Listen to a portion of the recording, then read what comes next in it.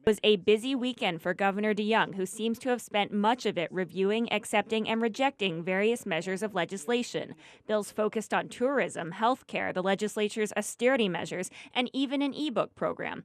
The governor had strong opinions on the Senate's attempts at cutting costs. He said the efforts fall far short of the initial $75.1 million hole that the territory needs to fill. There's no way to get around the $75 million shortfall that exists in revenues as of today.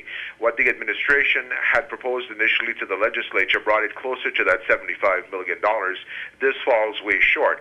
No criticism of the legislature, certainly an opportunity for the governor to reaffirm his commitment to work with each member of the 29th legislature to get us to the point where we can bridge the gap. We cannot continue to operate the government in a deficit. Jongh also signed into law legislation recently passed by senators that would get the VI a $14.1 million appropriation for retro-claim federal funding for our healthcare system. Basically funding for additional matching for federal monies and to overall improve the Medicaid program in the territory.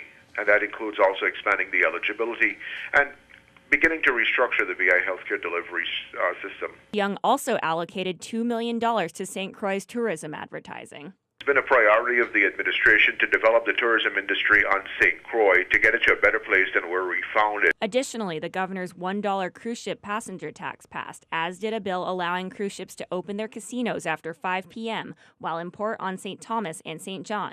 And the approval for the beginnings of a parking garage in Fort Christian was also passed. Charlotte Hancock, News 2.